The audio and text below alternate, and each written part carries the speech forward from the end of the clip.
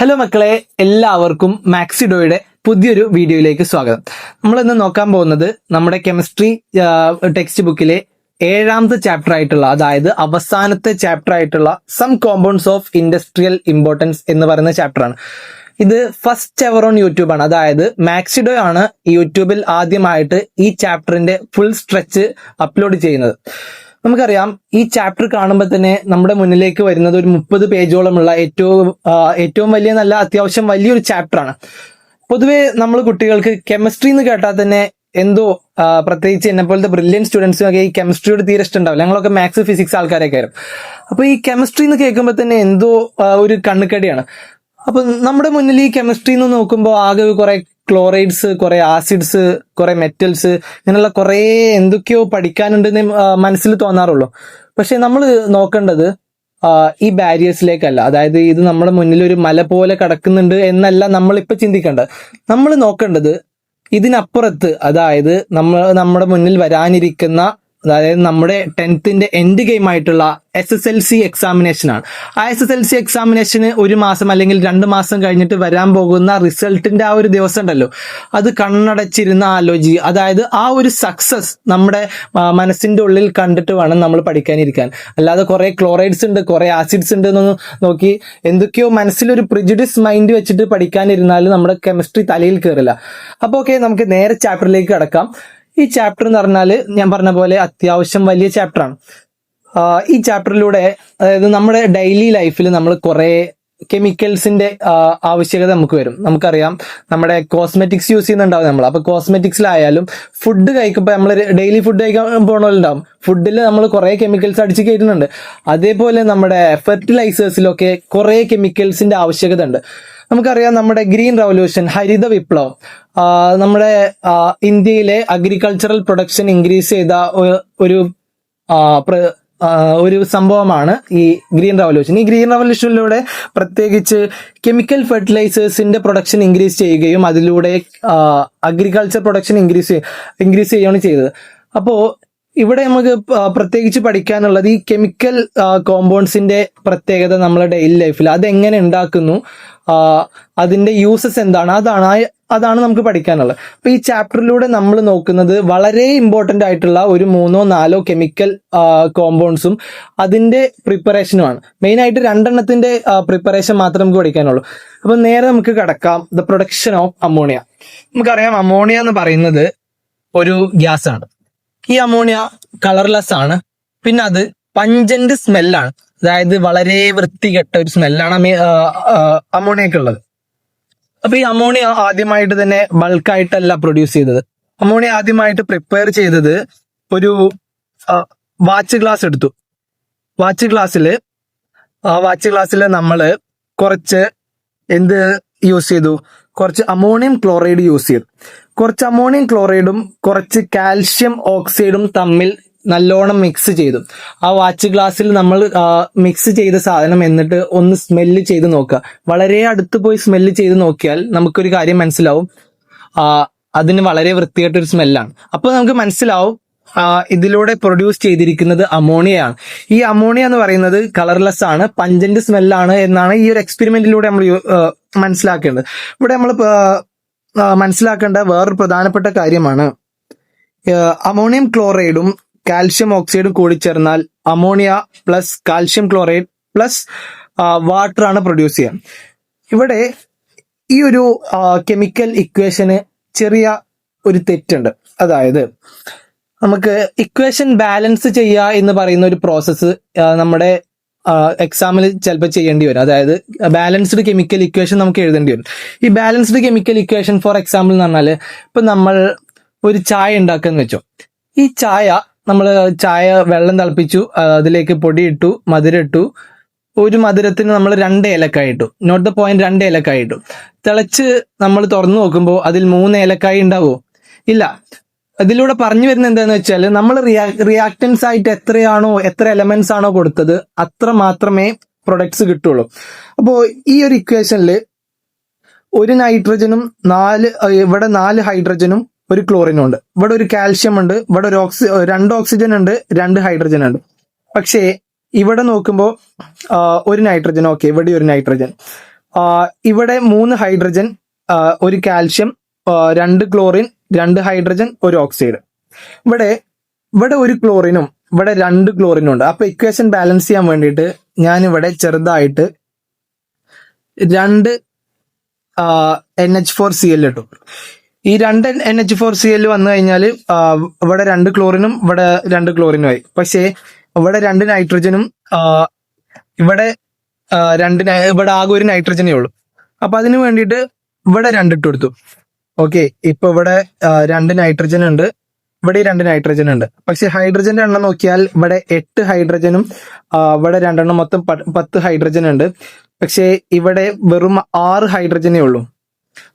6 ഹൈഡ്രജനും ഇവിടെ 8 ഹൈഡ്രജൻ. അപ്പൊ ഒരു 2 ഹൈഡ്രജന്റെ കുറവുണ്ട്. അതിന് വേണ്ടിയിട്ട് ഞാൻ ഇവിടെ 2 ഇട്ട് കൊടുത്തു. അപ്പൊ ഇവിടെ മൊത്തം എത്രയായി?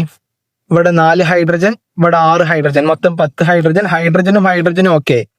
ഇനി ക്ലോറിൻ ആണ്. ക്ലോറിൻ ഇവിടെ 2 ഉണ്ട്, ഇവിടെ 1 ഉള്ളൂ. ഇവിടെയും 2 ഉണ്ട്. ഓക്കെ, ക്ലോറിന്റെ കാര്യം ഓക്കെ. അപ്പൊ മൊത്തത്തിൽ നോക്കുകയാണെങ്കിൽ ഈ ഇക്വേഷൻ ഇപ്പോഴാണ് ഇത് ബാലൻസ് ആയത്. ഇക്വേഷൻ ബാലൻസ് ആയത് ഇവിടെ 2ഉം ഇവിടെ 2ഉം ഇവിടെ 2 കൊടുത്തപ്പോഴാണ്. ഇപ്പൊ ഇക്വേഷൻ ബാലൻസ് ചെയ്യാന്ന് പറഞ്ഞാൽ ഇവിടെ റിയാക്ടൻസിന്റെ അതേ അളവില് പ്രൊഡക്ട്സ് ഉണ്ടായാൽ മാത്രമാണ് ഇക്വേഷൻ ബാലൻസ്ഡ് ആയി എന്ന് പറയാൻ പറ്റും. ഓക്കെ, ഇനി ലബോറട്ടറിയിൽ സയന്റിസ്റ്റുകള് അമോണിയ നിർമ്മിച്ചിട്ടുള്ളത് ഈ ഒരു അപ്പാരറ്റസ് വെച്ചിട്ടാണ്. ഈ അപ്പാരറ്റസിൽ മെയിൻ ആയിട്ട് നമുക്ക് കണ്ടാൽ അറിയാം, ഒരു NH4Cl കാൽഷ്യം ഓക്സൈഡും ഇവിടെ ബേൺ ചെയ്യുന്നു. അത് നേരെ ഈ ജാറിലേക്ക് കടത്തി വിടുന്നു. ഇവിടെ ഒരു കാൽഷ്യം ഓക്സൈഡ്, അതായത് ക്യുക്ലൈം ഉണ്ട്, അത് നേരെ പോയി ഒരു ഗ്യാസ് ചാമ്പറിലേക്ക് കടത്തി വിടുന്നു. അപ്പൊ ഇവിടെ 2 ക്വസ്റ്റ്യൻ ആണ് ചോദിക്കുക. എന്തുകൊണ്ട് കാൽഷ്യം ഓക്സൈഡിലൂടെ ഈ അമോണിയം ഗ്യാസ് കടത്തി വിട്ടും? ഒന്നുമില്ല, നമ്മുടെ നേരത്തെ ഈക്വേഷനിൽ വാട്ടർ ഉണ്ട്, ആ വാട്ടറിനെ റിമൂവ് ചെയ്യാനാണ് കാൽഷ്യം ഓക്സൈഡിലൂടെ നമ്മൾ കടത്തിവിട്ടത്. പിന്നെയുള്ള പ്രധാനപ്പെട്ട ഒരു ക്വസ്റ്റ്യൻ ആണ്, ഈ ഗ്യാസ് ജാറ് എന്തുകൊണ്ട് ഇൻവേർട്ടഡ് ആക്കി? അമോണിയന്റെ പ്രത്യേകത എന്താന്ന് വെച്ചാൽ അമോണിയ നമ്മുടെ എയറിനേക്കാൾ ഡെൻസിറ്റി കുറവാണ്. അതുകൊണ്ട് തന്നെയാണ് നമ്മുടെ ഈ ഗ്യാസ് ജാർ ഇൻവേർട്ടഡ് ആയത്. അതായത് ഡെൻസിറ്റി കുറവായതുകൊണ്ട് അമോണിയം ഗ്യാസ് എപ്പോഴും പൊന്തി മേലോട്ട് പോകും. That's the only thing in this. ഇത്ര ഇതിൽ പഠിക്കാനുള്ള ഈ അപ്പാരറ്റസിൽ വെച്ചിട്ട്. പിന്നെ അടുത്തൊരു എക്സ്പെരിമെന്റ് ആണ് ഈ കാണുന്നത്. ഇതിൽ നമ്മളൊരു ബീക്കറിൽ കുറച്ച് ഫിനോഫ്തലിൻ മിക്സ് ചെയ്ത വാട്ടർ ഉണ്ട്, പിന്നെ ഒരു ജെറ്റ് ട്യൂബ് കണക്ട് ചെയ്തിട്ടുണ്ട്, ഇവിടെ ഒരു ഫൗണ്ടെയിൻ ഉണ്ട്, അതിൽ അമോണിയ ഉണ്ട്. ഓക്കെ, പിന്നെ ഒരു സിറിഞ്ച്, അതിൽ വാട്ടർ ഉണ്ട്. ഓക്കെ, ഇനി ഈ സിറിഞ്ചിത്തെ വാട്ടർ നമ്മൾ കുറച്ച് ഇതിലേക്ക് ആഡ് ചെയ്യുന്നു. അപ്പോ ഇതിലുള്ള അമോണിയ എന്താവും അറിയോ? ആ വാട്ടറിൽ ഡിസോൾവ് ആയിട്ട് ഇതിനുള്ളിലുള്ള പ്രഷർ കുറയും. പ്രഷർ കുറഞ്ഞു കഴിഞ്ഞാൽ അറ്റ്മോസ്ഫിയറിക് പ്രഷർ കാരണം ഈ ജെറ്റ് ട്യൂബിലൂടെ ഫിനോഫ്തലിൻ നിറഞ്ഞ വാട്ടർ പുറത്തേക്ക് വരും. ഐ മീൻ ഈ ഫൗണ്ടെയിനിലേക്ക് വരും. ഈ ഫൗണ്ടെയിനിലേക്ക് എത്തിക്കഴിഞ്ഞാൽ ഈ ഫിനോഫ്തലിന്റെ പ്രത്യേകത എന്താന്ന് വെച്ചാൽ ബേസിക് ആയിട്ടുള്ള സബ്സ്റ്റൻസ് അതിൽ റെഡ് കളറാണ് കാണിക്കുക. ഇപ്പൊ അമോണിയ നേരത്തെ നമ്മൾ വാച്ച് ഗ്ലാസ്സിൽ നിർമ്മിച്ചപ്പോൾ അമോണിയ ഉണ്ടായി കഴിഞ്ഞാൽ നമ്മൾ ഒരു റെഡ് ലിറ്റ്മസ് പേപ്പർ വെച്ച് കഴിഞ്ഞാൽ അതിന് ബ്ലൂ കളർ കാണിക്കും. അതേപോലെ തന്നെ ഒരു ഇൻഡിക്കേറ്റർ ആണ്, ഫിനോഫ്തലിൻ അമോണിയ കലർന്നു കഴിഞ്ഞാൽ അത് ഒരു റെഡ് കളർ ആവും. അത്ര മാത്രമേ ഇതിൽ മെയിൻ ആയിട്ട് പഠിക്കാനുള്ള എന്താന്ന് വെച്ച് കഴിഞ്ഞാൽ അമോണിയ എന്ന് പറഞ്ഞാൽ വാട്ടറിൽ ഡിസോൾവ് ചെയ്യും. അതായത് ammonia will dissolve in water. Ammonia വാട്ടറിൽ ഡിസോൾവ് ചെയ്യുന്ന മാത്രമേ നമ്മൾ ഇതിൽ പഠിക്കാനുള്ളൂ. ഓക്കെ, അടുത്ത് നമ്മൾ കടക്കാൻ പോകുന്നത് ഇൻഡസ്ട്രിയൽ പ്രിപ്പറേഷൻ ഓഫ് അമോണിയ. അതായത് അമോണിയ ബൾക്കായിട്ട് എങ്ങനെ ഫാക്ടറിയിൽ നിർമ്മിക്കുന്നു, ആ നിർമ്മാണത്തിന് പറയുന്ന പേരാണ് ഹേബർ പ്രോസസ്. ഈ ഹേബർ പ്രോസസ്സിന്റെ പ്രത്യേകത എന്താന്ന് വെച്ചാൽ ഈ ഹേബർ പ്രോസസ്സ് ഹൈ പ്രഷറിലും ഹൈ ടെമ്പറേച്ചറിലുമാണ് നടക്കുന്നത്. In this process nitrogen and hydrogen are in the ratio 1:3. അതായത് ഒരു നൈട്രജനും 3 ഹൈഡ്രജനും കൂടി ചേർന്നിട്ടാണ് നമ്മൾ അമോണിയ ഉണ്ടാക്കുന്നത്. ഓക്കെ, ഇനി ഇതിന്റെ ഇടയിൽ നമ്മൾ യൂസ് ചെയ്യുന്ന കാറ്റലിസ്റ്റിന്റെ പേരാണ് സ്പോഞ്ച് അയൺ. ഇപ്പൊ നമ്മൾ ഒരു നൈട്രജനും 3 ഹൈഡ്രജനും കൂടിച്ചേർന്നിട്ട് അതിന്റെ ഇപ്പൊ സ്പോഞ്ച് അയൺ കൂട്ടിച്ചേർത്ത് കഴിഞ്ഞാൽ 2 അമോണിയ മോളിക്യൂൾസ് കിട്ടും. സോ ഇവിടെ നമ്മൾ നൈട്രജന് വേണ്ടിയിട്ട് അറ്റ്മോസ്ഫിയറിക് എയർ യൂസ് ചെയ്യും.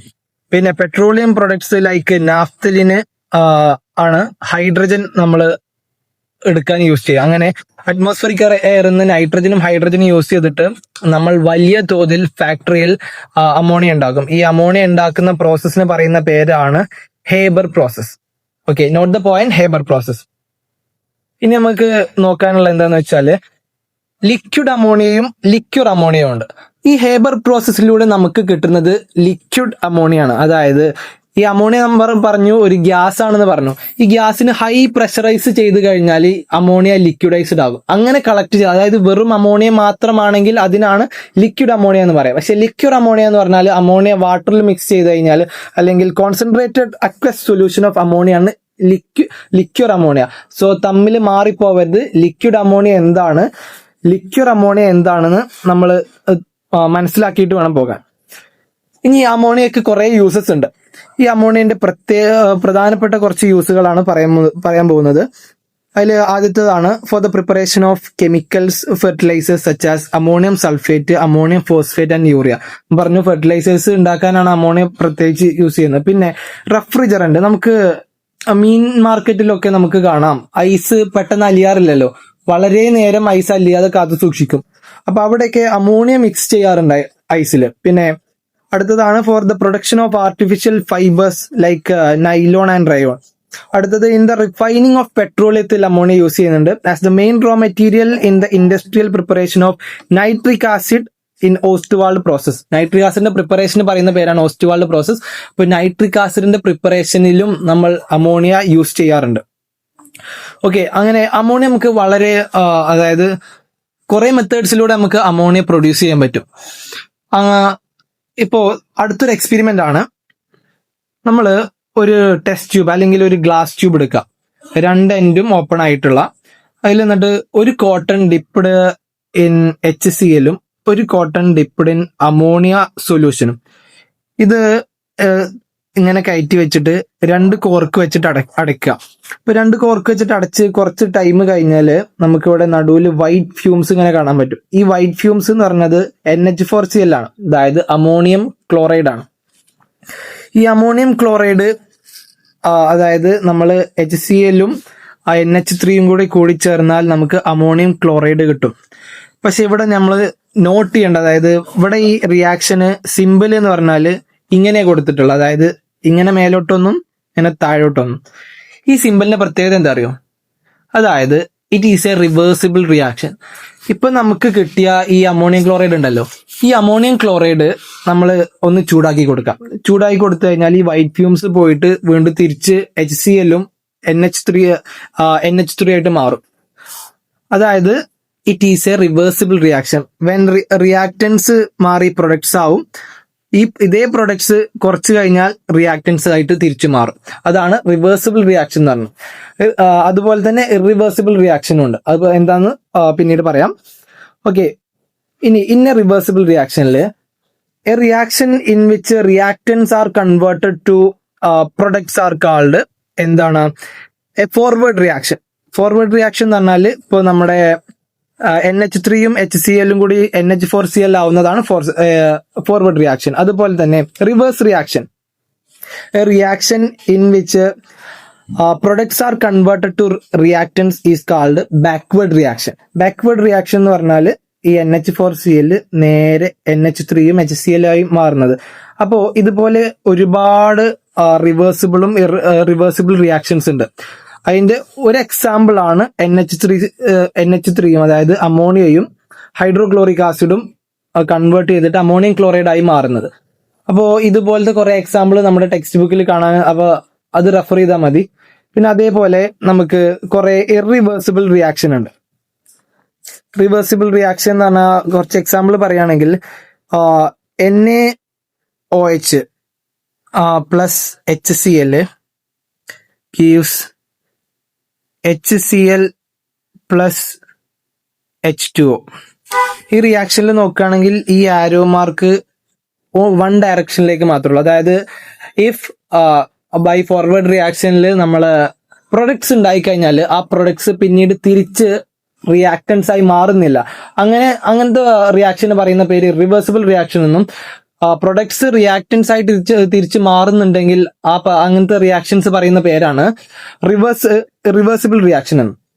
ഓക്കെ, ഇപ്പൊ ഇനി നമ്മൾ മനസ്സിലാക്കേണ്ടത് എന്താണെന്ന് വെച്ചാല്, ഇപ്പോ consider the case of this reaction, അതായത് നൈട്രജനും 3 ഹൈഡ്രജനും കൂടി ചേർന്നിട്ട് ഒരു 2 അമോണിയം ഉണ്ടാകുന്ന ഈ പ്രോസസ്സ്, ഇത് ഒരു റിവേഴ്സിബിൾ റിയാക്ഷൻ ആണെന്ന് പറഞ്ഞു. ഇപ്പൊ റിവേഴ്സിബിൾ റിയാക്ഷനിൽ നമ്മൾ ആദ്യം കുറച്ച് പ്രൊഡക്ട്സ് ഇങ്ങനെ പോയിട്ട് റിയാക്റ്റൻസ് മാറി പ്രൊഡക്ട്സ് ആവും.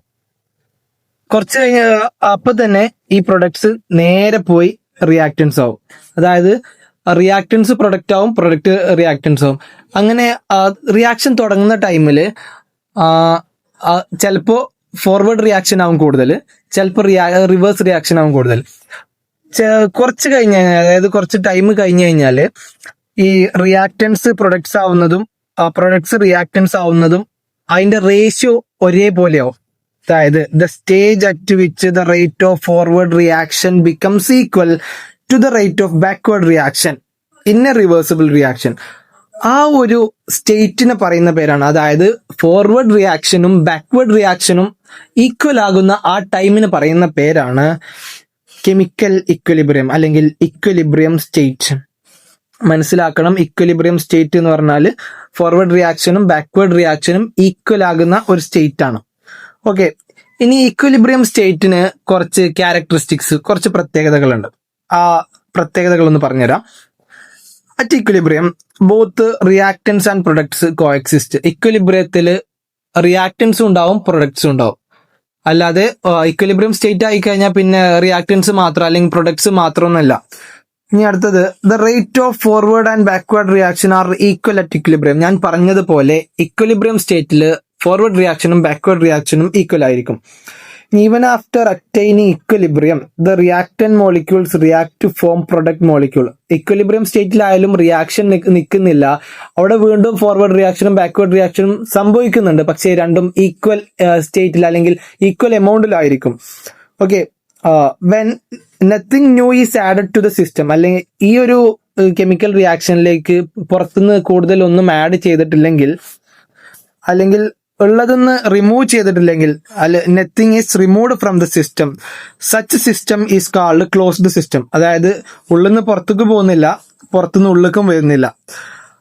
So equilibrium is possible only in A closed system. ഇങ്ങനെയുള്ള ഒരു ക്ലോസ്ഡ് സിസ്റ്റത്തിൽ മാത്രമേ ഇക്വലിബ്രിയം നടക്കുള്ളൂ. കാരണം നമ്മൾ റിയാക്ഷനിലേക്ക് റിയാക്ഷൻ നടക്കുമ്പോൾ കൂടുതൽ റിയാക്റ്റൻസ് ആഡ് ചെയ്യുകയോ അല്ലെങ്കിൽ റിയാക്റ്റൻസ് കുറച്ച് റിമൂവ് ചെയ്യുകയോ ചെയ്തു കഴിഞ്ഞാൽ ഇക്വലിബ്രിയം പോസിബിൾ അല്ല എന്നാണ് പറയുന്നത്. ഓക്കെ, ഈ ഇക്വലിബ്രിയം സ്റ്റേറ്റ്, അതായത് ഒരു പ്രിൻസിപ്പിൾ ഉണ്ട്, ലേ ഷാർട്ട്ലിയർ എന്ന് പറഞ്ഞ ഒരു സയന്റിസ്റ്റ് പുട്ട് ഫോർവേഡ് ചെയ്ത ഒരു പ്രിൻസിപ്പിൾ. അതായത് when the concentration, pressure, temperature of a system at equilibrium is changed. Concentration, pressure, temperature of a system at equilibrium is changed. The system will readjust itself so as to nullify the effect of that change and attain a new state of equilibrium.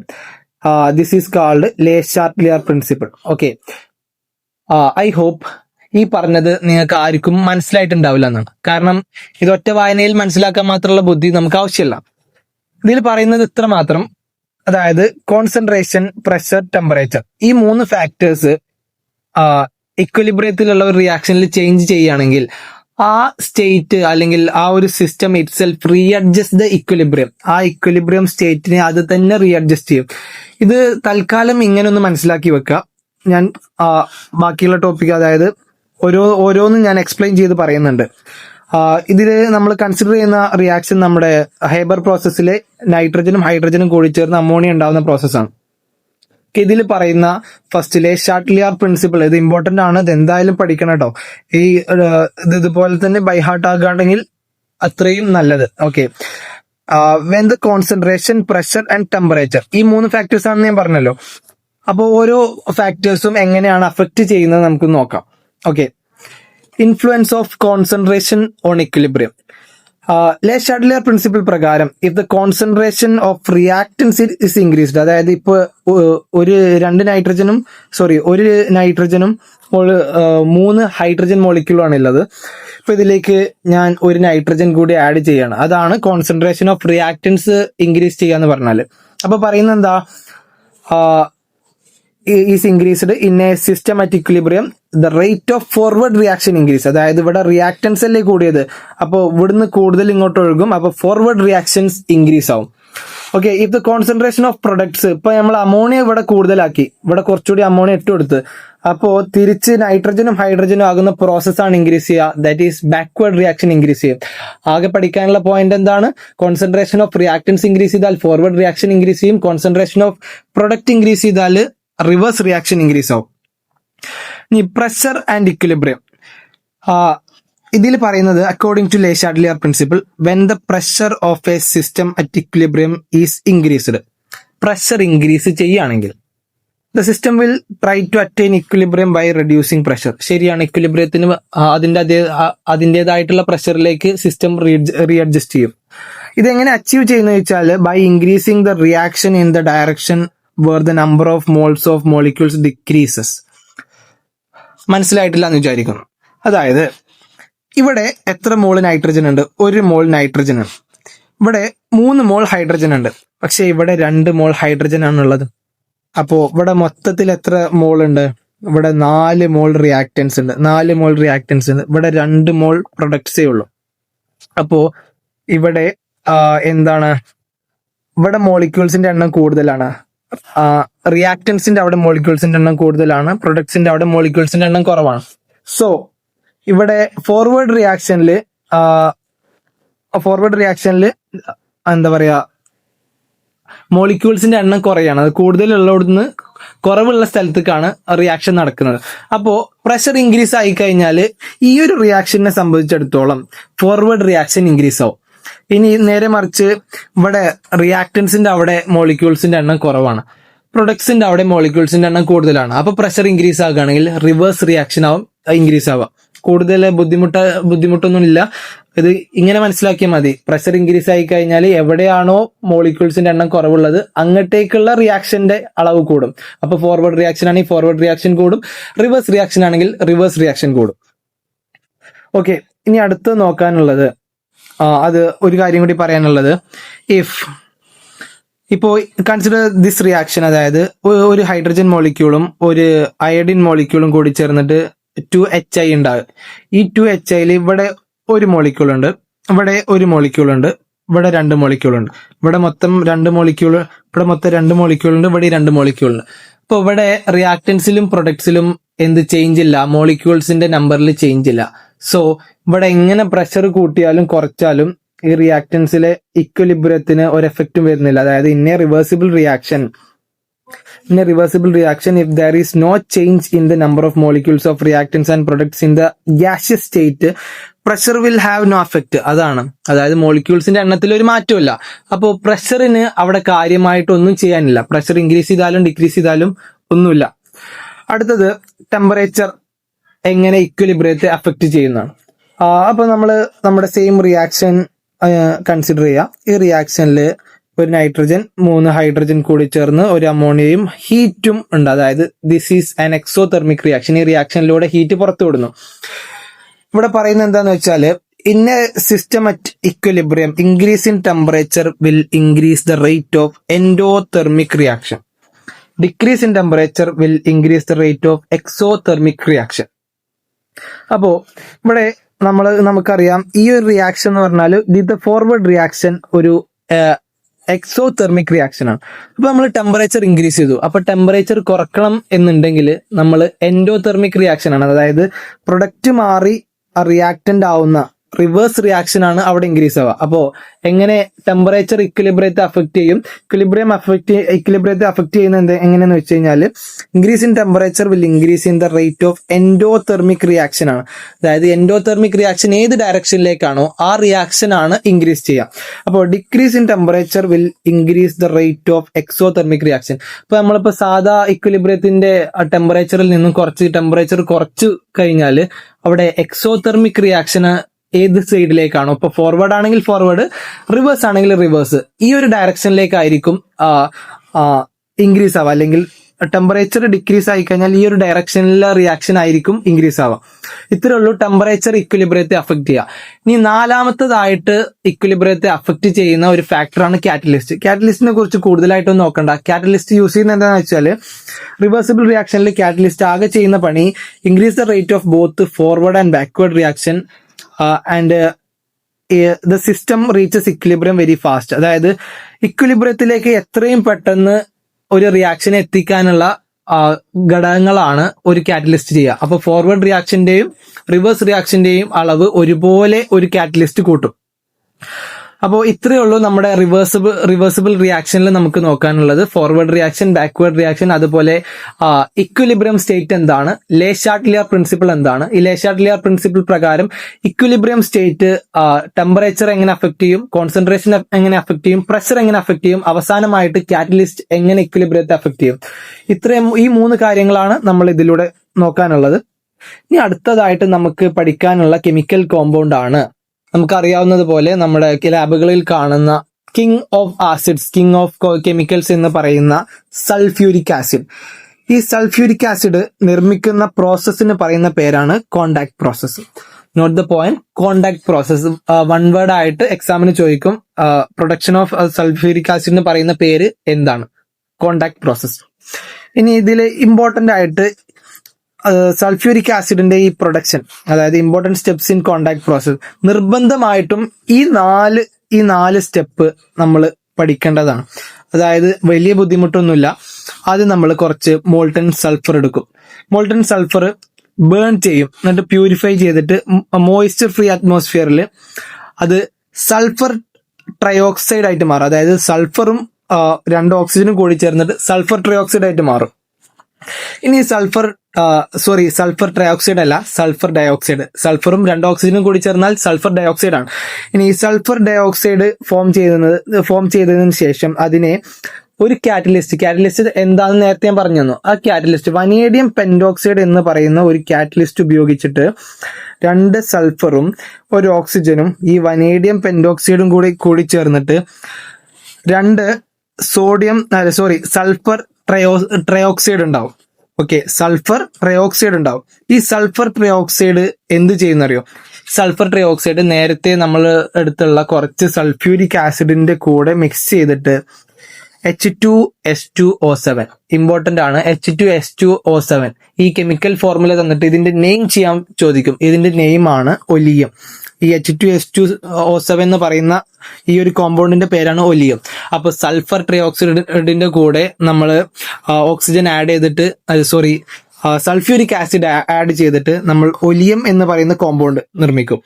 ഈ oleum എന്ത് ചെയ്യും? Sulphur trioxide നിർമ്മിച്ചിട്ട് oleum ഉണ്ടാക്കിയിട്ട് ഈ oleum പിന്നെ കുറച്ച് വെള്ളം എടുത്തിട്ട് ആ വെള്ളത്തിൻ്റെ കൂടെ മിക്സ് ചെയ്തിട്ട് അവസാനമായിട്ട് നമുക്ക് എന്ത് കിട്ടും? നമുക്ക് H2SO4 നമ്മുടെ കയ്യിൽ കിട്ടും. അപ്പൊ H2SO4 കിട്ടാൻ 4 പ്രോസസ്സാണുള്ളത്.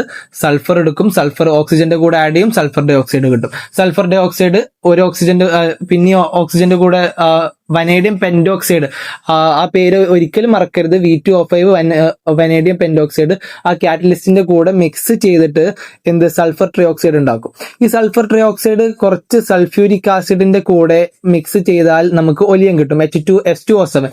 ഈ ഒലിയം പിന്നെ കുറച്ച് വാട്ടറിന്റെ കൂടെ മിക്സ് ചെയ്താൽ നമുക്ക് H2SO4 കിട്ടും. ഓക്കെ, ഈ റിയാക്ഷൻസ് S+O2SO2 അത് വനേഡിയം പെന്റോക്സൈഡിന്റെ കൂടെ സൾഫർ ട്രയോക്സൈഡ് കൂട്ടി സൾഫർ ഡയോക്സൈഡ് ഓക്സിജന്റെ കൂടെ കൂട്ടിയാൽ പിന്നെ സൾഫർ ട്രയോക്സൈഡ് കിട്ടും. ആ സൾഫർ ട്രയോക്സൈഡ് കുറച്ച് നമ്മൾ നേരത്തെയുള്ള സൾഫ്യൂരിക് ആസിഡിന്റെ കൂടെ മിക്സ് ചെയ്താൽ നമുക്ക് ഒലിയം കിട്ടും. ആ ഒലിയമാണ് പിന്നീട് വാട്ടറിന്റെ കൂടെ മിക്സ് ചെയ്തിട്ട് സൾഫ്യൂരിക് ആസിഡ് നിർമ്മിക്കുന്നത്.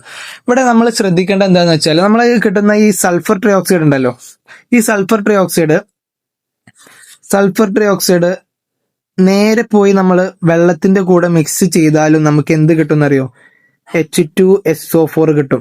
അപ്പൊ നമ്മൾ ചോദിക്കും, എന്തുകൊണ്ട് അങ്ങനെ ചെയ്തുകൂടാ, ഒരു സ്റ്റെപ്പ് കുറഞ്ഞു കിട്ടൂലേ, എന്തിനാ ഞങ്ങളെ ബുദ്ധിമുട്ടിക്കുന്നത് ചോദിക്കും. അപ്പോൾ നമ്മൾ മനസ്സിലാക്കേണ്ടതെന്ന് വെച്ചാല് ഈ സൾഫർ വെള്ളത്തിന്റെ കൂടെ മിക്സ് ചെയ്യുന്നത് ഒരു എക്സോതെർമിക് റിയാക്ഷൻ ആണ്. എക്സോതെർമിക് റിയാക്ഷൻ എന്ന് പറഞ്ഞാൽ പുറത്തേക്ക് ഹീറ്റ് പുറത്ത് വിടുന്നത്. അങ്ങനെ ഹീറ്റ് പുറത്ത് വിട്ടു കഴിഞ്ഞാൽ ഈ റിയാക്ഷനിലെ ആദ്യത്തെ സ്റ്റെപ്പ് തന്നെ കുറെ ഫ്യൂംസ് പ്രൊഡ്യൂസ് ചെയ്യും. ആ ഫ്യൂംസ് പ്രൊഡ്യൂസ് ചെയ്തിട്ട് പിന്നെ ഫർദർ റിയാക്ഷനെ അത് അഫക്റ്റ് ചെയ്യും. പിന്നെ നമ്മൾ ശ്രദ്ധിക്കേണ്ടത്, ഇവിടെ നമ്മൾ സൾഫ്യൂരിക് ആസിഡിന്റെ കൂടെ വെള്ളം അല്ലെങ്കിൽ ഒലിയത്തിന്റെ കൂടെ വെള്ളം ആഡ് ചെയ്യുമെന്ന് പറഞ്ഞല്ലോ. ഇതും ഒരു എക്സോതെർമിക് റിയാക്ഷൻ ആണ്. ഇത് നമ്മൾ ഒരിക്കലും അല്ലെങ്കിൽ കൂടുതലായിട്ട് വെള്ളം ഒന്നായിട്ട് ഒഴിക്കല്ല ചെയ്യുക. ഒലിയത്തിന്റെ കൂടെ കുറച്ച് സൂക്ഷിച്ച് വേണം വെള്ളം മിക്സ് ചെയ്യാൻ. കാരണം ഇതൊരു എക്സോതെർമിക് റിയാക്ഷൻ ആയതുകൊണ്ട് തന്നെ ഇത് ചിലപ്പോൾ പൊട്ടിത്തെറിക്കാൻ വരെ സാധ്യത ഉണ്ട്. ആ കേസ് നമ്മൾ ചർച്ച ചെയ്യും. ഓക്കെ, ഇനി കുറച്ച് പ്രോപ്പർട്ടീസ് പറയാം. സൾഫ്യൂരിക് ആസിഡ് നേരത്തെ അമോണിയ പറഞ്ഞതുപോലെ കളർലെസ് ആണ്. അതുപോലെ തന്നെ വിസ്കോസിറ്റി വെള്ളത്തിനെക്കാട്ടിലും സൾഫ്യൂരിക് ആസിഡിന് കൂടുതലാണ്. ഡെൻസിറ്റി വെള്ളത്തിനെക്കാട്ടിലും കൂടുതലാണ്. പിന്നെ നേരത്തെ പറഞ്ഞതുപോലെ സൾഫ്യൂരിക് ആസിഡ് വാട്ടറിൽ ഡിസോൾവ് ആവും. പക്ഷെ ഡിസോൾവ് ആകുമ്പോൾ ആകെ ശ്രദ്ധിക്കാനുള്ളത് ഇത് മാത്രമാണ്, നമ്മൾ വെള്ളം സൾഫ്യൂരിക് ആസിഡിലേക്ക് ഒരിക്കലും ആരും മിക്സ് ചെയ്യില്ല. മിക്സ് ചെയ്ത് കഴിഞ്ഞാൽ മുഖം തീരുമാനമാവും. കാരണം ആകെ പൊള്ളി, പിന്നെ ഒന്നും പറയേണ്ടി വരില്ല. അപ്പോൾ ഓക്കെ, അതായത് കുറച്ച് വെള്ളം എടുത്തിട്ട് ആ ടെസ്റ്റ് ട്യൂബ് ചെരിച്ചു വെച്ചിട്ട് അതിലേക്ക് വളരെ കുറച്ച് സൾഫ്യൂരിക് ആസിഡ് ആഡ് ചെയ്താൽ മാത്രമേ നമുക്ക് ഫർദർ സൾഫ്യൂരിക് ആസിഡ് ഉണ്ടാക്കാൻ പറ്റുള്ളൂ. കാരണം ഇതൊരു എക്സോതെർമിക് റിയാക്ഷൻ ആണ്. ഇത് എക്സാമില് പലവട്ടം ചോദിക്കുന്നതാണ്. അതായത് ഈ ഒരു പ്രോസസ്സ് എക്സോതെർമിക് റിയാക്ഷൻ ആണെന്ന് നമ്മൾ ആൻസർ ചെയ്യാനുണ്ടാവും, ഇത് വെള്ളം സൾഫ്യൂരിക് ആസിഡുമായിട്ട് ആഡ് ചെയ്യുന്നത്. ഓക്കെ, ഇനി സൾഫ്യൂരിക് ആസിഡിന് കുറച്ച് കെമിക്കൽ പ്രോപ്പർട്ടീസ് ഉണ്ട്. അത് പറയുന്ന ഫസ്റ്റ് കെമിക്കൽ പ്രോപ്പർട്ടിയാണ് ഡീഹൈഡ്രേറ്റിംഗ് പ്രോപ്പർട്ടി.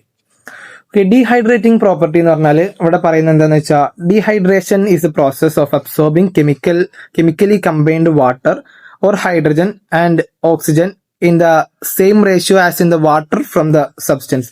അതായത് ഇവിടെ നമ്മൾ മനസ്സിലാക്കേണ്ടത് കെമിക്കലി കമ്പൈൻഡ് വാട്ടർ ആണ്. കെമിക്കലി കമ്പൈൻഡ് വാട്ടർ, കാരണം അടുത്ത പ്രോപ്പർട്ടി പറയുമ്പോൾ മാറിപ്പോവരുത്. കെമിക്കലി കമ്പൈൻഡ് വാട്ടർ, ഇവിടെ നമ്മൾ കുറച്ച് ഷുഗർ എടുത്തു, C12H22O11, എന്നിട്ട് കുറച്ച് സൾഫ്യൂരിക് ആസിഡ് മിക്സ് ചെയ്ത് കഴിഞ്ഞാൽ ഇവിടെ നമ്മൾ 12 കാർബൺ മാത്രമായിട്ട് കിട്ടും. ബാക്കിയുള്ള, അതായത് വാട്ടറിന്റെ റേഷ്യോ H2SO4, 2 ഹൈഡ്രജനും 1 ഓക്സിജനും 2:1 റേഷ്യോയില് ഹൈഡ്രജനും ഓക്സിജനും മിക്സ് ആയിട്ട്, അതായത് അതിലുള്ള കെമിക്കലി ഉള്ള വാട്ടർ കമ്പോണന്റിനെ, നോട്ട് ദാറ്റ് കെമിക്കലി ഉള്ള വാട്ടർ കമ്പോണന്റിനെ സെപ്പറേറ്റ് ചെയ്യും. അതാണ് dehydrating property of sulphuric acid. ഇനി അടുത്തത് പറയാനുള്ളത് ഡ്രൈയിങ് പ്രോപ്പർട്ടിയാണ്. അപ്പം നമുക്ക് തോന്നും എന്താണ് ഡ്രൈയിങ്ങും ഡീഹൈഡ്രേറ്റിംഗും തമ്മിലുള്ള വ്യത്യാസം. അപ്പോൾ ഡ്രൈയിങ് എന്ന് പറഞ്ഞാൽ, drying agent are the substance capable of absorbing the moisture present in A substance. ഇവിടെ കെമിക്കൽ, ഇപ്പൊ ഇവിടെ C12H22O11 ഇവിടെ മാറിയിട്ട് ഈ കോമ്പൗണ്ടേ മാറി. അതായത് ഈ കമ്പോണന്റ് നമ്മൾ എടുക്കുന്ന ഷുഗർ ആണ്, പക്ഷെ കിട്ടുന്ന ഷുഗർ അല്ല, അത് കരിക്കട്ടയാണ് പിന്നെ കിട്ടുന്നത്. പക്ഷേ ഡ്രൈയിങ് പ്രോപ്പർട്ടി എന്ന് പറഞ്ഞാൽ അവിടെ കെമിക്കലി ഒന്നും ചേഞ്ച് ആവണില്ല, അല്ലാത്ത മോയ്സ്ചറിനെയാണ് ഡ്രൈയിങ് പ്രോപ്പർട്ടി എന്ന്. ആ മോയ്സ്ചർ റിമൂവ് ചെയ്യുന്ന ഒരു പ്രോപ്പർട്ടിക്ക് പറയുന്ന പേരാണ് ഡ്രൈയിങ് പ്രോപ്പർട്ടി. അപ്പോ സൾഫ്യൂരിക് ആസിഡ് എന്താണ്? ഒരു ഡീഹൈഡ്രേറ്റിംഗ് ഏജന്റ് ആണ്, പിന്നെ അതുപോലെ ഒരു ഡ്രൈയിങ് ഏജന്റ് കൂടിയാണ്. ഓക്കെ, ഇനി അടുത്ത പ്രധാനപ്പെട്ട ഒരു പ്രോപ്പർട്ടിയാണ് സൾഫ്യൂരിക് ആസിഡിന്റെ reaction with salt. Sulphuric acid concentrated sulphuric acid can displace acids from their salt. ഇപ്പോൾ നമ്മൾ ഒരു പൊട്ടാഷ്യം നൈട്രേറ്റ് എടുത്തു, അതിന്റെ കുറച്ച് സൾഫ്യൂരിക് ആസിഡ് ആഡ് ചെയ്തു, എന്നിട്ട് നമുക്ക് കിട്ടുക KHSO4 പ്ലസ് HNO3. ഇവിടെ നമ്മൾ പൊട്ടാഷ്യം നൈട്രേറ്റ് എടുത്തു, അപ്പൊ ഒരു നൈട്രേറ്റ് ആണ് എടുത്തത്. ആ നൈട്രേറ്റിന്റെ കൂടെ നമ്മൾ സൾഫ്യൂരിക് ആസിഡ് ആഡ് ചെയ്ത് കഴിഞ്ഞാൽ നമുക്ക് ഇവിടെ കിട്ടുക ഈ HNO3 എന്ന് പറഞ്ഞാൽ എന്താണ്? HNO3 എന്ന് പറഞ്ഞാൽ അത് നൈട്രിക് ആസിഡ് ആണ്. Nitric acid.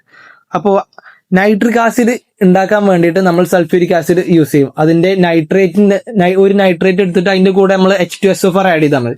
അതുപോലെ തന്നെ ഒരു NaCl, അതായത് ഒരു ക്ലോറൈഡ്, NaCl ക്ലോറൈഡിന്റെ കൂടെ നമ്മൾ H2SO4 ആഡ് ചെയ്താൽ നമുക്ക് എന്ത് കിട്ടും?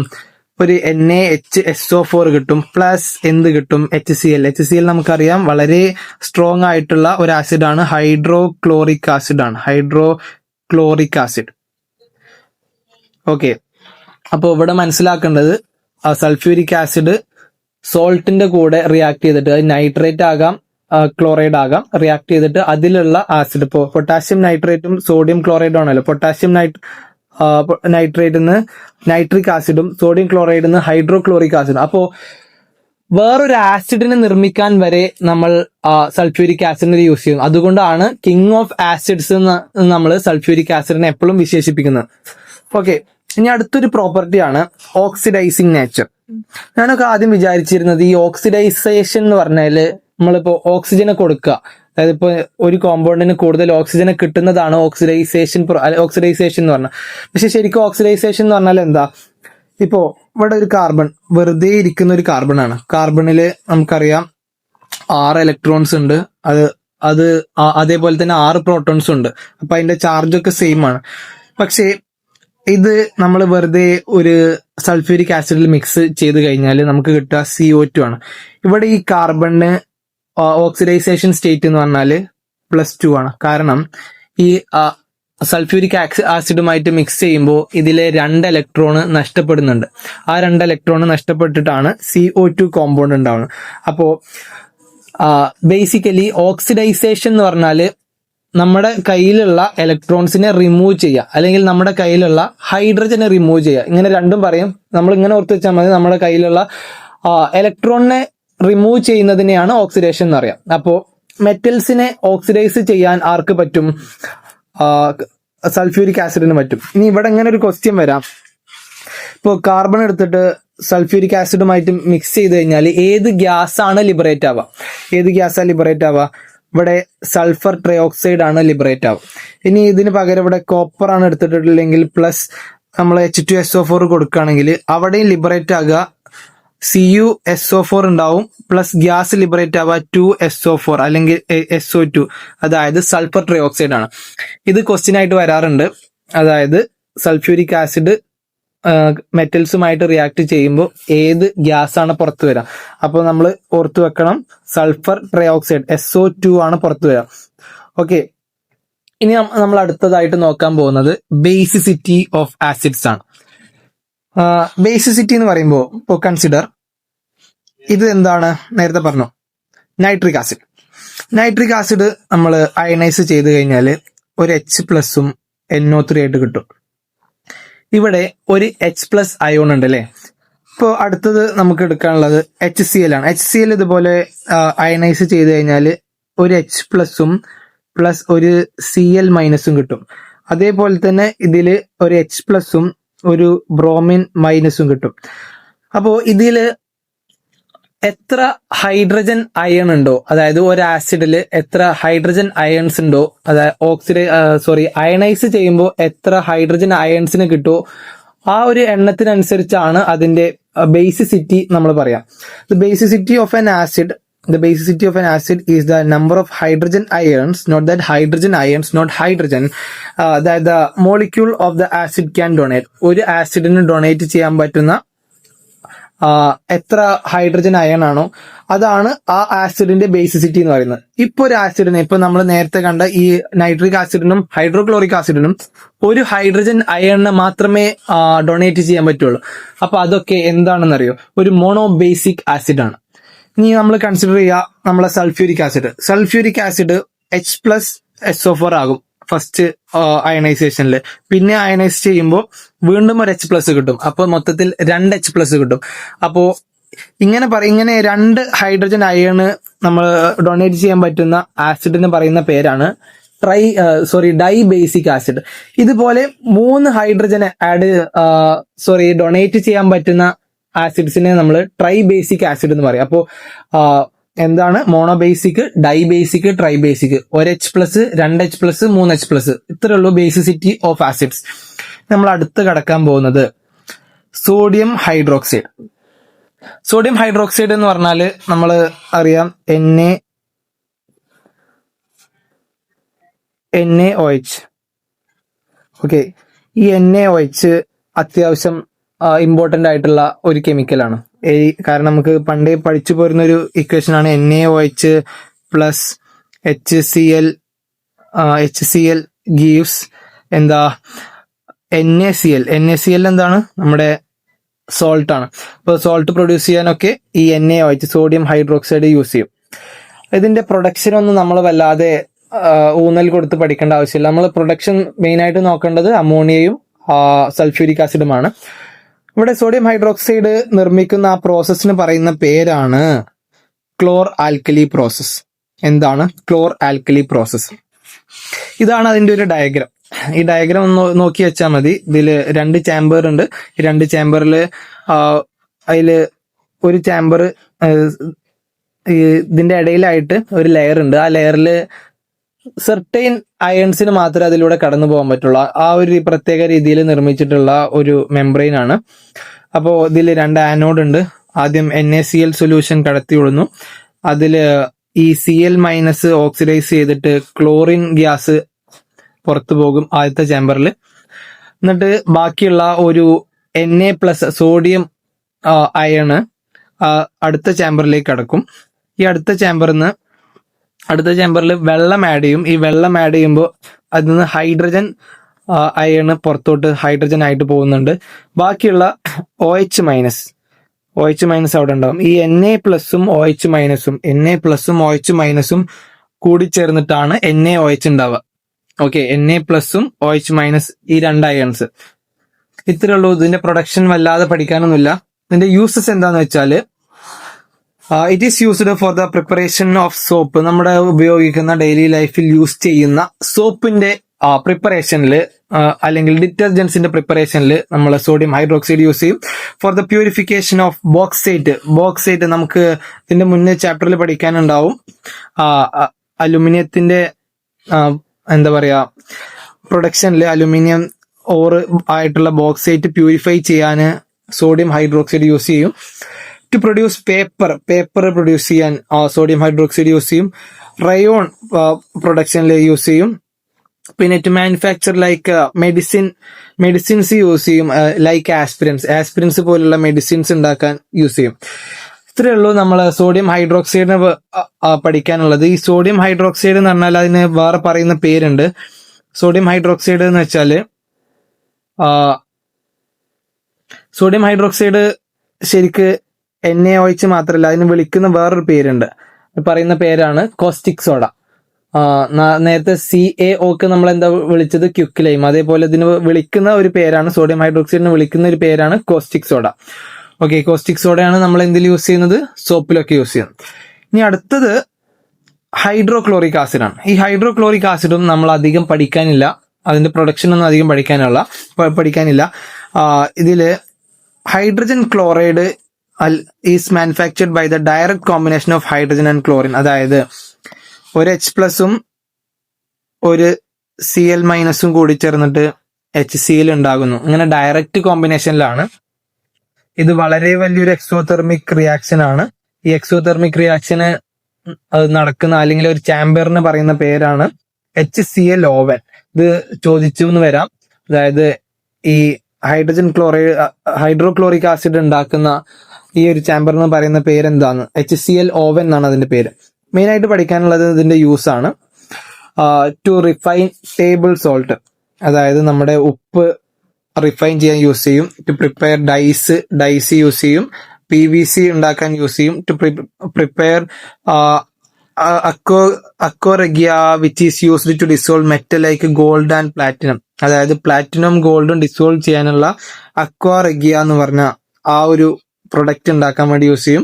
Four preparing organic and inorganic compounds, to produce fertilisers, പിന്നെ last for refining metals. Okay, ഇത്രയാണ് ഹൈഡ്രോക്ലോറിക് ആസിഡിന്റെ യൂസസ് എന്ന് പറയുന്നത്.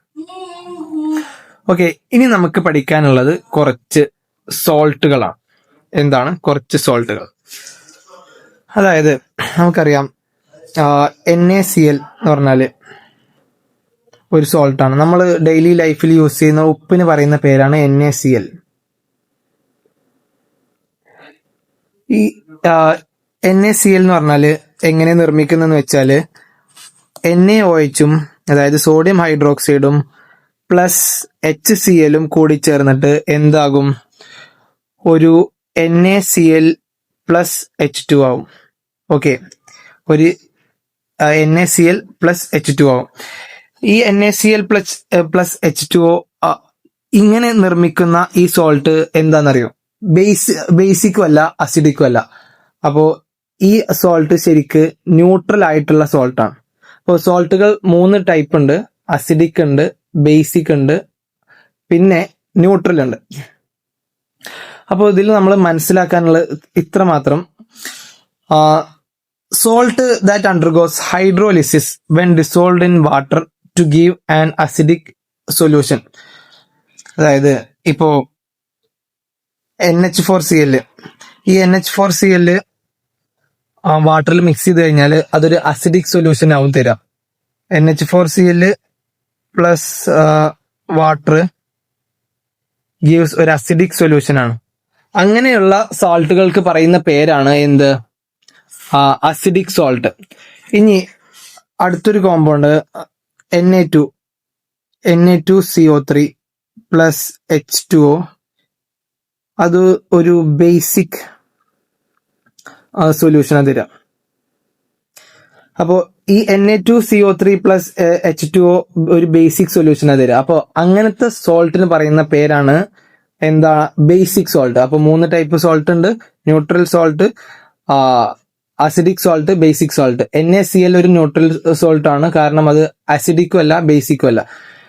ഓക്കെ, ഇനി അടുത്തതായിട്ട് നമുക്ക് മനസ്സിലാക്കാനുള്ളത് എന്താണെന്ന് വെച്ചാൽ, ഈ അസിഡിക് സോൾട്ടുകൾ എങ്ങനെ നിർമ്മിക്കുന്നതെന്ന് വെച്ചാൽ, ഇപ്പോ NH4Cl എങ്ങനെ നമ്മൾ നിർമ്മിക്കുക? NH4Cl നമുക്ക് NH4Cl നിർമ്മിക്കാറുള്ളത് കുറച്ച് NH4Cl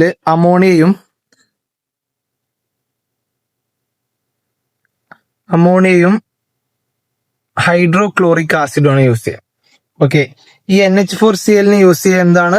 അമോണിയയും ഹൈഡ്രോക്ലോറിക് ആസിഡും. ഈ അമോണിയ എന്ന് പറഞ്ഞാല് അത്ര സ്ട്രോങ് അല്ലാത്ത ഒരു ബേസ് ആണ്, അതായത് വീക്ക് ആയിട്ടുള്ള ഒരു ബേസ് ആണ്. ഈ HCl എന്ന് പറഞ്ഞാല് വളരെ സ്ട്രോങ് ആയിട്ടുള്ള ഒരു ആസിഡാണ്.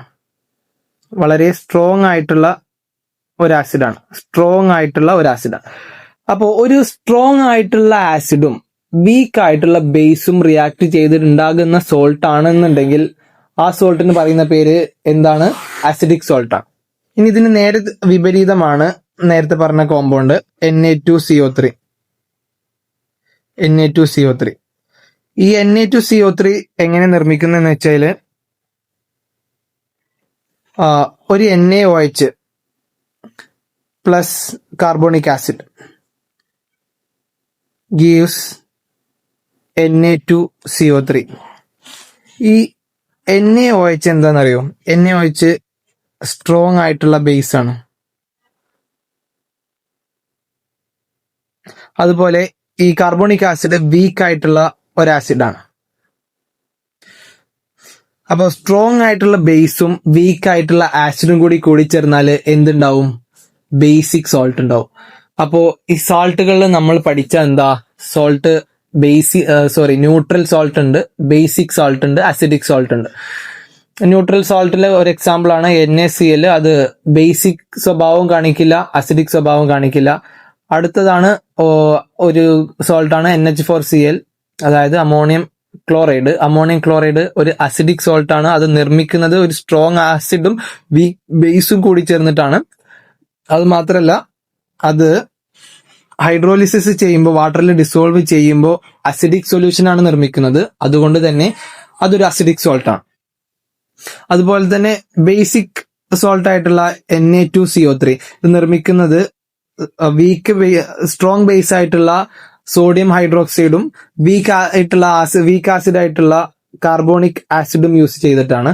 സോ സ്ട്രോങ് ബേസും വീക്ക് ആസിഡും യൂസ് ചെയ്തുണ്ടാക്കുന്ന സോൾട്ട് ആണെങ്കിൽ അതിന് പറയുന്ന പേരാണ് അങ്ങനത്തെ സോൾട്ടിന് പറയുന്ന പേരാണ് ബേസിക് സോൾട്ട്. ഇത്രയുള്ള സോൾട്ടുകളെ കുറിച്ച് പഠിക്കാനുള്ളത്. ഇനി അവസാനത്തെ ടോപ്പിക് ആയിട്ടുള്ള ഫെർട്ടിലൈസേഴ്സ് അധികം ഒന്നും പഠിക്കാനില്ല. നമ്മൾ ഡെയിലി ലൈഫിൽ ഫെർട്ടിലൈസേഴ്സ് യൂസ് ചെയ്യാറുണ്ട്. ഫെർട്ടിലൈസേഴ്സ് എന്ന് പറഞ്ഞാല് natural or artificial substances that provide nutrients to plants are called fertilisers.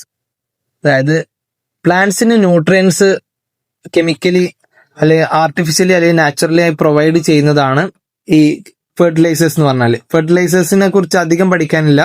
അതിന്റെ കുറച്ച് ക്വാളിറ്റീസ്, ഒരു ഫെർട്ടിലൈസേഴ്സിന് എന്തൊക്കെയാണ് ക്വാളിറ്റികൾ വേണ്ടതെന്നാണ് പഠിക്കാനുള്ളത്. ഓക്കെ, ആദ്യമായിട്ട് the elements present in the compounds in fertilizers should be easily available to plants. അതിലുള്ള ഫെർട്ടിലൈസേഴ്സിലുള്ള എലമെന്റ്സ്, ഇപ്പൊ അമോണിയത്തിൽ ഞാൻ പറഞ്ഞല്ലോ, അതിൽ നൈട്രജൻ ഈസിലി അവൈലബിൾ ആണ്. അതുപോലെ ഫെർട്ടിലൈസേഴ്സിലുള്ള ആ ഒരു കോമ്പൗണ്ട്സ് ഈസിലി അവൈലബിൾ ആവണം പ്ലാന്റ്സിന്. ഓക്കെ, പെട്ടെന്ന് പ്ലാന്റ്സിന് വലിച്ചെടുക്കാൻ പറ്റുന്നതാവണം. The fertilisers should be soluble in water, വെള്ളത്തിൽ അലിഞ്ഞു ചേരാൻ പറ്റുന്നതാവണം. The compounds in fertilisers must be stable and remain in the soil for a long time. അതായത് നമ്മൾ മണ്ണിലിട്ട് കഴിഞ്ഞാൽ അധിക കാലം നിലനിൽക്കണം, എന്നാലേ ആ ഒരു ഫെർട്ടിലൈസറിനെ കൊണ്ട് ഉപകാരമുള്ളൂ. പിന്നെ they should not cause significant variation to pH, അതായത് മണ്ണിന്റെ pHന് സിഗ്നിഫിക്കന്റ് വേരിയേഷൻ, അതായത് വ്യത്യാസങ്ങൾ ഉണ്ടാക്കാൻ പാടില്ല. ഓക്കെ, പിന്നെ they should not be toxic to plants, അതായത് ഇപ്പൊ ഒരു നമ്മൾ ഫെർട്ടിലൈസേഴ്സ് യൂസ് ചെയ്തിട്ട് മരം ഉണങ്ങിപ്പോയിട്ട് കാര്യമില്ലല്ലോ. അപ്പോൾ fertilizers should not be toxic, അത് വിഷാംശമുള്ളതാവരുത്. അപ്പൊ നമുക്ക് ഇതിലുള്ള കുറച്ച് ക്വസ്റ്റ്യൻസ് കൂടി ഡിസ്കസ് ചെയ്താൽ കംപ്ലീറ്റ് ആയി. അപ്പോ ആദ്യത്തെ question, when copper is added to concentrated H2SO4 the gas produced. ഞാൻ ക്ലാസ്സിൽ പറഞ്ഞിരുന്നു, കോപ്പർ അല്ലെങ്കിൽ കാർബണ് സൾഫ്യൂരിക് ആസിഡുമായിട്ട് കമ്പൈൻ ചെയ്ത് കഴിഞ്ഞാൽ സൾഫർ ട്രൈ ഓക്സൈഡ് ഉണ്ടാവുക. അതുപോലെ തന്നെയാ കോപ്പർ ആഡ് ചെയ്ത് കഴിഞ്ഞാൽ CuSO4 ഉണ്ടാവും, അതിന്റെ ഒപ്പം സൾഫർ ഡയോക്സൈഡ് ഉണ്ടാവും. Note the point, sulphur dioxide ആണ് പുറത്തു വരിക, sulphur dioxide. Okay, next question, ammonia പ്ലാന്റ്സിന്റെ ഗ്രോത്തിന് എസെൻഷ്യൽ ആണ്. Write the equation of production of NH3 by Haber process. നമ്മൾ ഹേബർ പ്രോസസ്സിൽ പഠിച്ചു, ഒരു നൈട്രജനും 3 ഹൈഡ്രജനും കൂടി ചേർന്നിട്ടുള്ള റിവേഴ്സിബിൾ റിയാക്ഷൻ ആണ് 2 NH3. ഓക്കെ, ഇവിടെ നമ്മൾ എടുത്തു നോക്കിക്കഴിഞ്ഞാൽ ഈ ഇക്വേഷൻ ബാലൻസ്ഡ് ആണോ ഇല്ലയെന്ന് നമ്മൾ എക്സാം എഴുതുമ്പോൾ ഒന്ന് നോക്കണം. ഇനി അടുത്തത്, what is the effect of pressure in the reaction after reaching equilibrium. ഞാൻ പറഞ്ഞു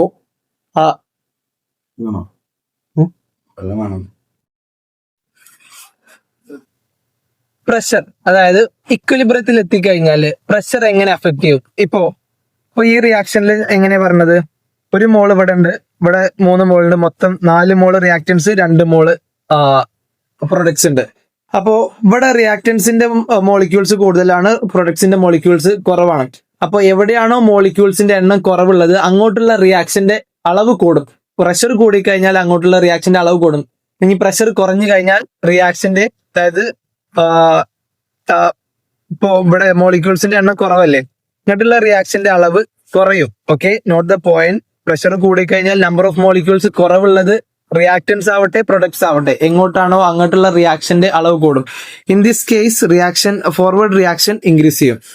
പിന്നെ why 450 degree is used as optimum temperature in Haber process. ഈ ഹേബർ പ്രോസസ്സിൽ 450 ഡിഗ്രി സെൽഷ്യസ് ടെമ്പറേച്ചർ എന്തിനാണ് ഒപ്റ്റിമം ടെമ്പറേച്ചർ ആക്കി കൊടുക്കുന്നതെന്ന് വെച്ചാൽ ഇക്വിലിബ്രിയം സ്റ്റേറ്റ് പെട്ടെന്ന് അറ്റൈൻ ചെയ്യാനാണ്. ഫോർവേഡ് റിയാക്ഷനും റിവേഴ്സ് റിയാക്ഷനും പെട്ടെന്ന് നടക്കാൻ വേണ്ടിയിട്ടാണ്. നെക്സ്റ്റ് ക്വസ്റ്റ്യൻ, കോസ്റ്റിക് സോഡ എന്താന്ന് നമ്മൾ നേരത്തെ പറഞ്ഞു. Caustic soda, right the chemical name of caustic soda. Caustic soda എന്ന് പറഞ്ഞാൽ എന്താ, സോഡിയം ഹൈഡ്രോക്സൈഡ് ആണ്, NaOH, സോഡിയം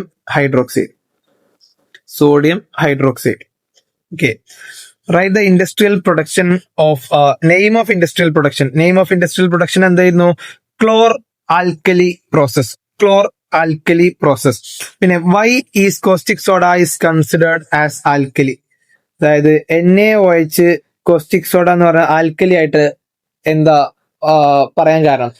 ആൽക്കലി ആയിട്ട് ഒരു ചെറിയൊരു പോയിന്റ് വിട്ടുപോയ എന്താന്ന് വെച്ചാല്, അരീനിയസ് എന്ന് പറഞ്ഞ ഒരു സയന്റിസ്റ്റ് ഉണ്ട്. അരീനിയസ് എന്ന് പറഞ്ഞ സയന്റിസ്റ്റ് ആൽക്കലി ആസിഡ് എങ്ങനെ നമുക്ക് മനസ്സിലാക്കാന്ന് പറഞ്ഞിട്ടുണ്ട്. അതായത് ഒരു കോമ്പൗണ്ട് വെള്ളത്തിൽ ഡിസോൾവ് ചെയ്ത് കഴിഞ്ഞാൽ ഹൈഡ്രജൻ അയൺസ് ലിബറേറ്റ് ചെയ്യുകയാണെങ്കിൽ അതിന് പറയുന്ന പേര് ആസിഡ് എന്നും, ഇനി OH മൈനസ് അയൺസ് ലിബറേറ്റ് ചെയ്യുകയാണെങ്കിൽ അതിന് പറയുന്ന പേര് ബേസിക് എന്നുമാണ്. Okay, note the point. H+ ആണെങ്കിൽ ആസിഡ്, OH- ആണെങ്കിൽ ബേസിക്. NaOH വെള്ളത്തിൽ ആഡ് ചെയ്ത് കഴിഞ്ഞാൽ OH- ആണ് ലിബറേറ്റ് ചെയ്യുക. So that is basic. അതുകൊണ്ടാണ് സോഡിയം ഹൈഡ്രോക്സൈഡ് ബേസിക് ആണെന്ന് പറയുന്നത്. Okay, which of the following is an acidic salt? നമ്മൾ നേരത്തെ പഠിച്ചു NH4Cl ഒരു അസിഡിക് സോൾട്ട് ആണ്. കാരണം അതൊരു സ്ട്രോങ് ആസിഡും വീക്ക് ബേസും യൂസ് ചെയ്തിട്ടാണ് ഉണ്ടാക്കുന്നത്. അവസാനമായിട്ടുള്ള question, in a reversible reaction in equilibrium 2NO3 plus O2 gives 2NO2 plus heat. Write any two changes that should be made in concentration and pressure to increase the amount of nitrogen dioxide in the chemical reaction. ഇവിടെ nitrogen dioxide എന്ന് പറഞ്ഞാല് product ആണ്. Product കൂടണമെങ്കിൽ, ഇതിന്റെ അളവ് കൂടണമെങ്കിൽ ഇവിടുത്തെ, അതായത് പ്രൊഡക്റ്റിന്റെ അളവ് കൂട്ടാണ് വേണ്ടത്. Concentration amount of nitrogen dioxide ആണ്. അപ്പോ കോൺസെൻട്രേഷൻ ഓഫ് റിയാക്ടൻസ് ഇവിടെ, കോൺസെൻട്രേഷൻ ഓഫ് പ്രൊഡക്ട്സ് ഇൻക്രീസ് ആക്കണം. ഇനി അടുത്തത് പ്രഷർ എന്താണ് ചെയ്യേണ്ടതെന്നാണ്. ഇവിടെ 2 മോള് നൈട്രജൻ NO ഉണ്ട്, നൈട്രജൻ ഓക്സൈഡ്. ഇവിടെ 1 മോളിക്യൂള് ഓക്സിജൻ ഉണ്ട്. അപ്പൊ മൊത്തം 3 ഉണ്ട്. ഇവിടെ റിയാക്ടൻസ് 2 നൈട്രജൻ ഡയോക്സൈഡ് ആണുള്ളത്, അതായത് 2 മോളിക്യൂൾ ആണുള്ളത്. അപ്പോ ഇവിടെ മൊത്തം 3 ഉണ്ട്, ഇവിടെ 2 ഉണ്ട്.